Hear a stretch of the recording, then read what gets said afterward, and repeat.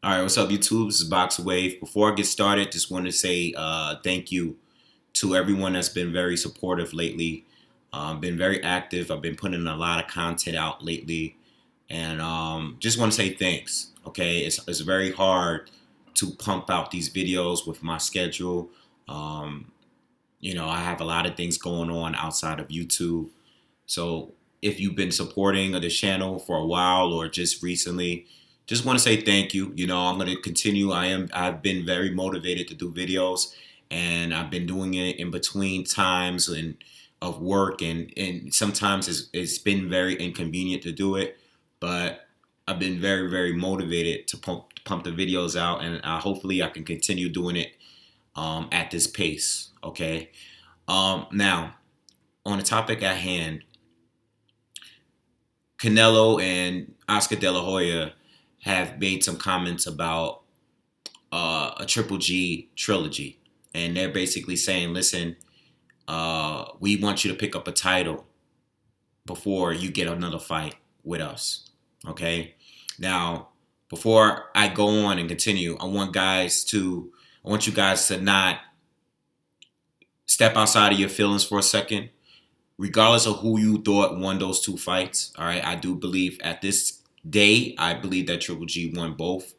I know the second fight, I was leaning towards Canelo after the first viewing, but after I watched it again, I thought Triple G won the second fight. All right, but as far as what these guys are saying, I do agree with Team Canelo here.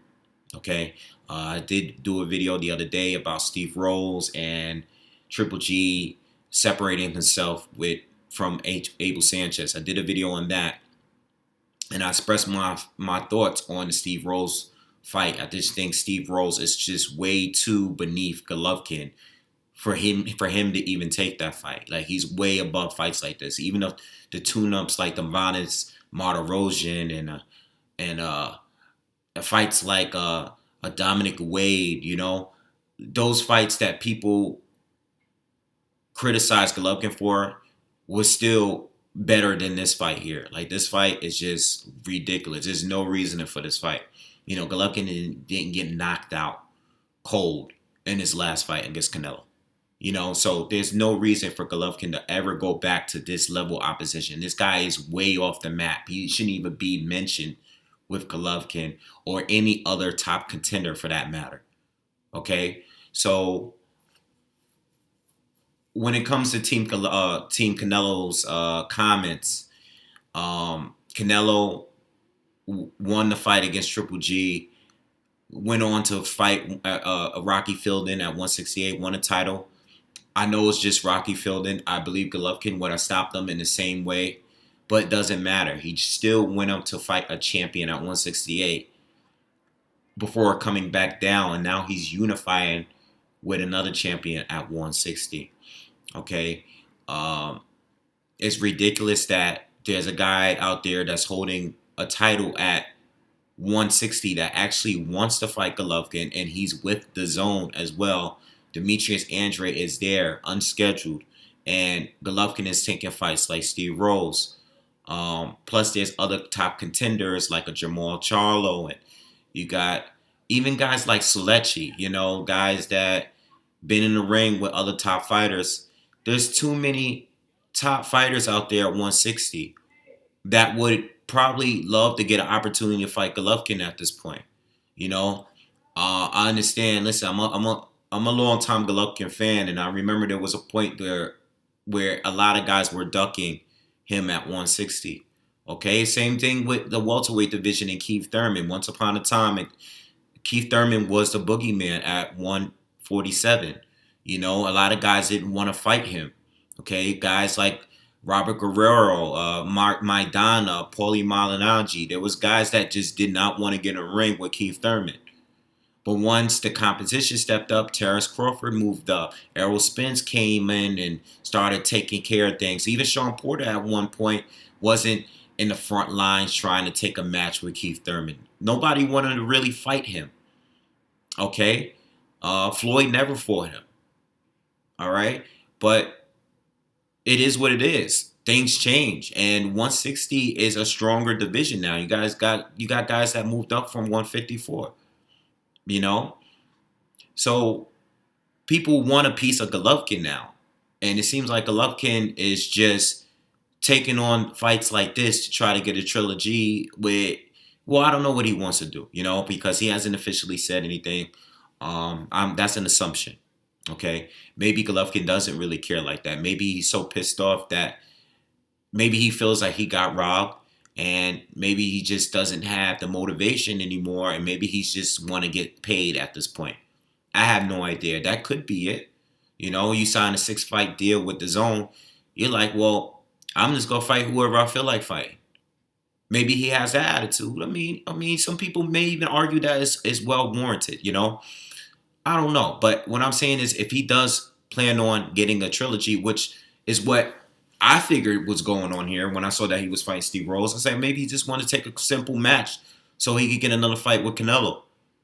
If that is a plan, I agree with Canelo's stance on this.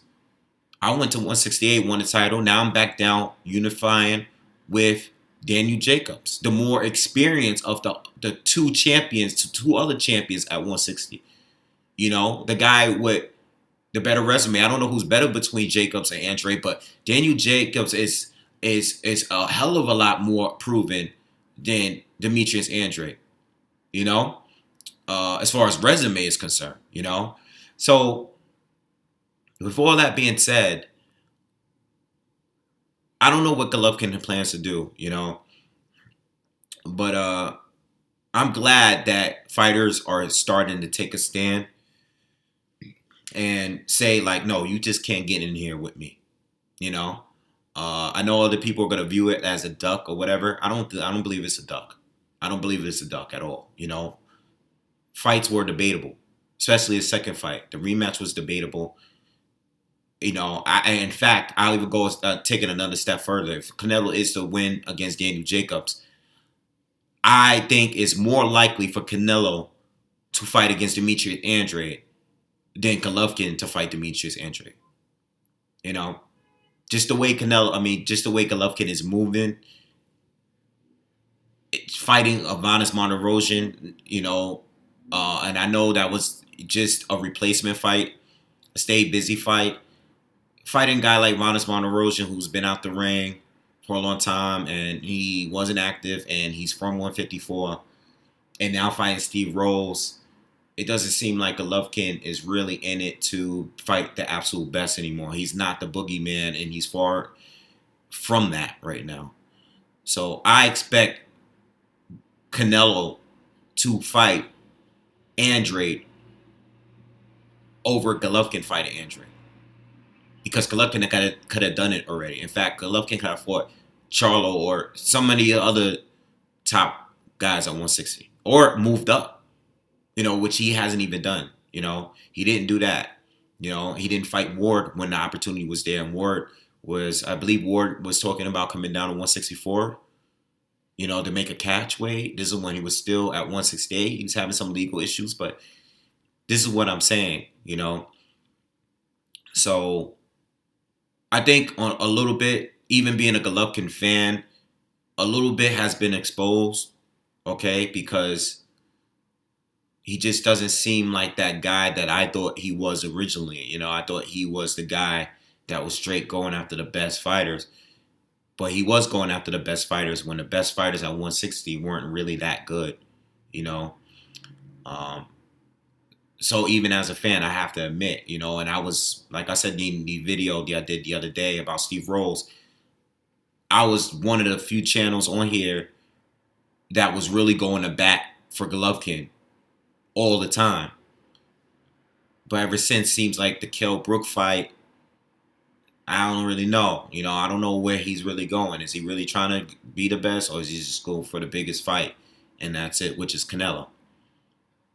All right. So expect more videos about Canelo and Jacobs this week. There's a lot of videos I want to do, about this fight. I'm definitely going to do a breakdown this week. But also expect other videos. There's other things that I want to talk about this fight. Maybe 2 or 3 videos this week alone just about this fight. This big fight on Saturday. So anyway, let me know how you feel in the comments, and also make sure you subscribe to the channel if you haven't already. And I'll see you guys on the next one. Peace.